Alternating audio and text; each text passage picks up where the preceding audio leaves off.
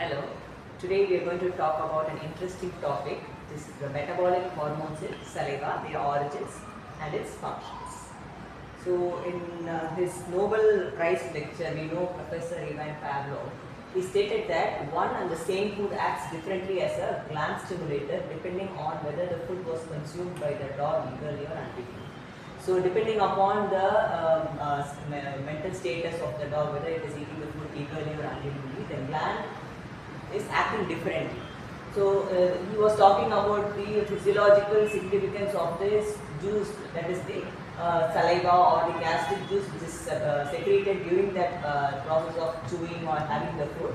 It is as an outstandingly great achievement. But even now, more than 100 years later, we are still in the process of discovering the exact composition and functions of this appetite juice. So when we talk about salivary secretions, so in this topic we are going to talk only about the salivary secretions. They are derived from three pairs of major salivary glands and all the hundreds of minor salivary glands in the tongue, palate and buccal mucosa. What is the function of the saliva?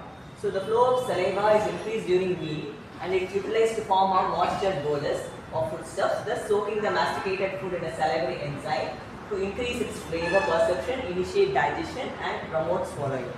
And the digestive function of saliva is supplemented by its protective functions to defend against bacterial and viral antigens with the help of the salivary antibody, mainly the immunoglobulin A, as well as enzymes such as lactoferrin, siloperoxidase, lysozyme and histidines. And the salivary proteins form a protective coating layer on the tooth so that it slows down erosion and demineralization of the teeth's enamel. Salivary proteins like cytokines, fibroblast growth factor all mediate oral mucosal cell proliferation and differentiation, while interleukins and vascular endothelial growth factor contribute to oral mucosal inflammation and wound healing. So these are the functions of the saliva, not only digestion, the protection as well as its renewal of the salivary, oral mucosal cells. So with the salivary proteome including thousands of non-redundant proteins identified, it is clear that their functions are diverse. So what is non-redundant? Non-redundant means the proteins are unique and they have non-overlapping biological functions. So this is known as non-redundant. So in saliva there are many non-redundant proteins identified, and the functions of these proteins, the composition of the proteome, diagnostic values, we have the reference papers which can be seen for further knowledge. So talking about the rationale for advancing research related to saliva.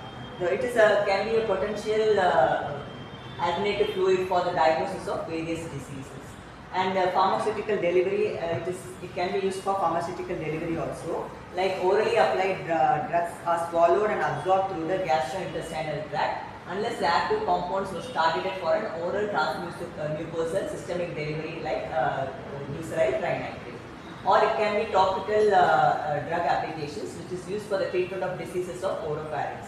So permeability enhancers to deliver hormones via oral mucosa serve the same purpose of augmenting their concentration in the systemic circulation without any consideration of their possible interaction with orally expressed receptors. So these are the two pharmaceutical delivery methods in the salivary context. And talking about salivary metabolic hormones, their origins. So origin of salivary metabolic hormones. So this is the salivary gland we know, and there are two mechanisms. One is the RSP mechanism where the substances are into the passed into the lumen and secreted in the saliva. The other is a CSP mechanism where the metabolites or the substances enter the blood vessels and enter the systemic circulation. And there is a white adipose tissue which is present here. So all these things contribute to the metabolic hormones.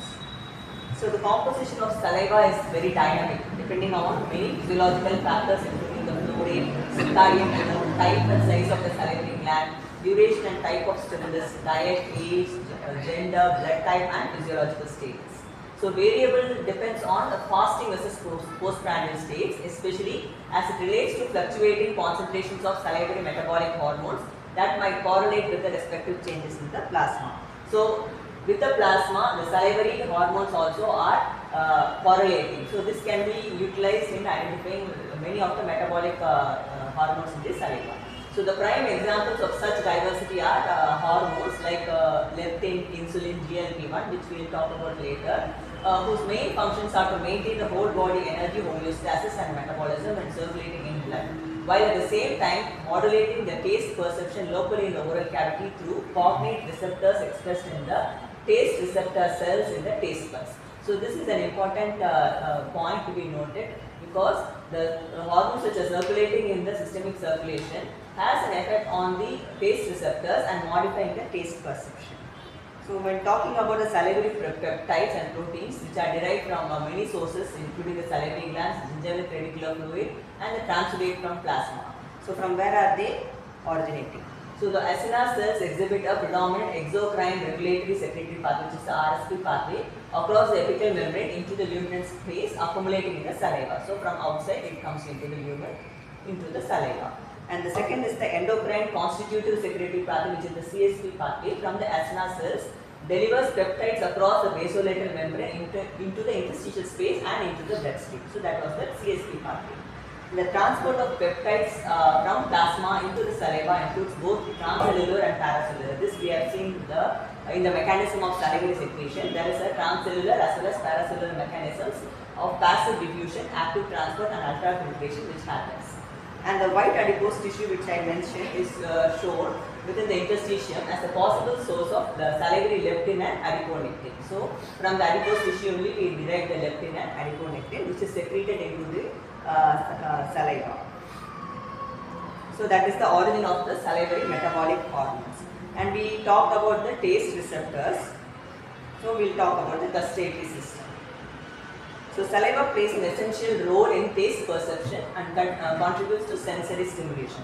So this is the taste bud which you can see here, and there are different types of cells here. So there are type 1, 2, 3 and 4. We will see about them. So the taste detection begins in the taste receptor cells, the elongated neuroepithelial cells that contain specific taste receptors. So TRCs are organized in specialized structures called as taste buds, which reside within the three types of the lingual gustatory papillae, which we all know, which is the fungiform, foliate and the circumvallate papillae. And based on the ultrastructural characteristics, TRCs are classified into three different types. One is the type 1 cells, which are known as glial-like cells, which display dark cytoplasm and indented irregular shaped nuclei. Type 2 cells are which express the chemosensory transduction proteins, have a light cytoplasm and a large round nucleus. Type 3 cells, also known as the presynaptic cells, have similar nuclei like type 1 and a cytoplasm that is intermediate. And there is one more cell called as the type 4 cells, which are located at the basolateral part of the taste bud and are believed to be progenitor cells. So when we see the image here, we can see all the type 1, type 2, type 3 and type 4 cells which are located here. The type 4 cells are at the base.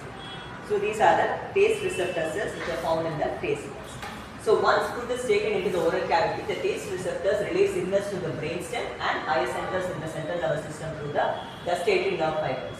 The taste function and perception can be modulated by salivary compounds and hormones interacting with their respective receptors expressed in the TRCs. So here is where the hormones and the compounds interact together and they modulate the metabolism. So expression of salivary metabolic hormones and receptors. So we will talk about each hormone one by one. So insulin. Insulin is produced by beta cells of the islets of Langerhans and is the main hormone controlling the carbohydrate and lipid metabolism. Insulin-like immunoreactivity has been extensively reported in rodent salivary glands, human carotid and submandibular salivary glands, and in human saliva. So this was reported in 1993. The expression of insulin receptor substrate 1 and insulin receptor substrate 2 has been shown in murine TRCs.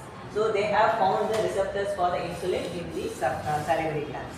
Next, talking about glucagon. Glucagon is produced by the alpha cells of the pancreas islets, which increases the blood glucose levels. And regarding glucagon like immunoreactivity has been previously reported in the rat and human salivary glands. And pre-pro-glucagon and mRNA was shown to be expressed in adult rat submandibular glands.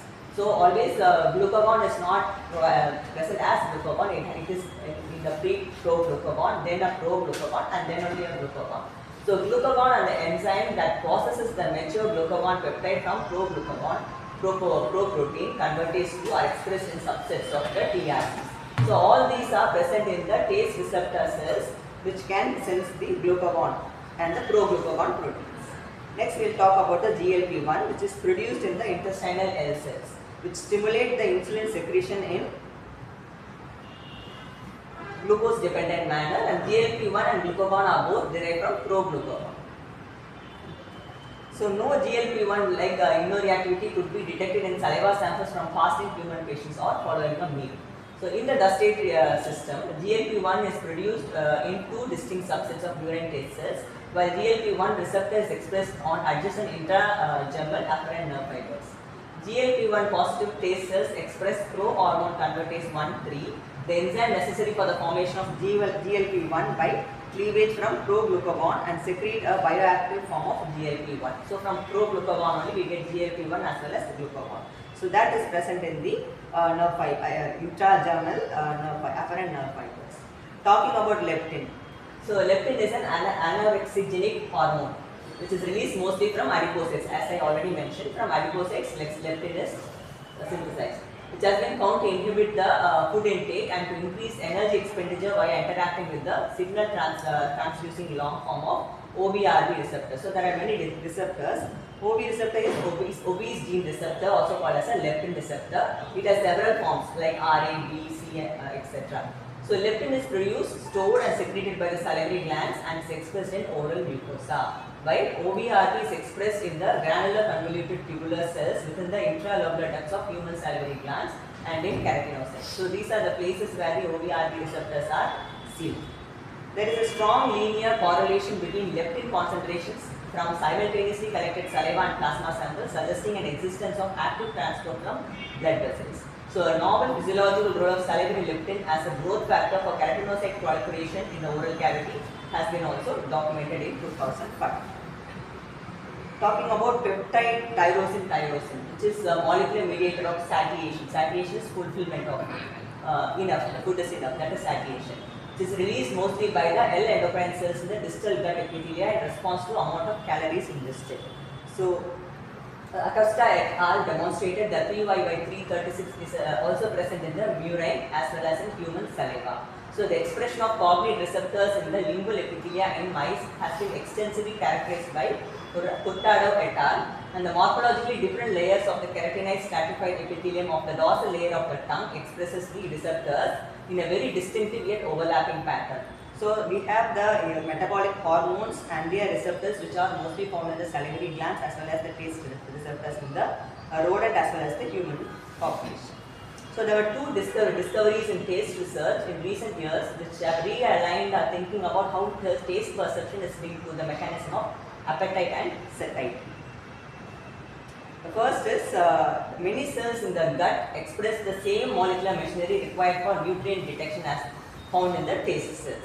So gastrointestinal hormones are also expressed in the taste cells in the peripheral gustatory system. Many other metabolic peptides classified as adipokines and neuropeptides are also detected in the oral cavity. So all basic taste modalities are now known to be modulated by salivary metabolic hormones. We can see the sweet, bitter, sour, salty, and umami taste which, and their receptors in the salivary metabolic hormones. And oral nutrient sensing. So endocrine signaling in the oral cavity is likely to influence the food intake and satiety. The recent studies in humans have demonstrated an association between a decreased ability to detect the presence of free fatty acids in the oral cavity with increased energy intake and body mass index, suggesting that impairment of oral fat sensing mechanism may contribute to overeating and obesity. So the fat sensing receptors plays an important role in the satiety. When that is absent, there is more eating and there is more obesity in many patients. The study was conducted in 2010.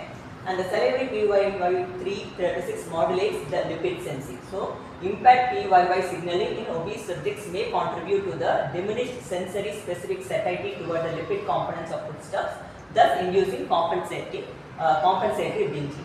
This study was conducted in 2012. So the intentional modulation of the food intake by orally applied peptides targeting receptors in the lingual epithelia has been recently tested experimentally. So they have tried to control the binge eating by modifying the orally the peptide targeting receptors.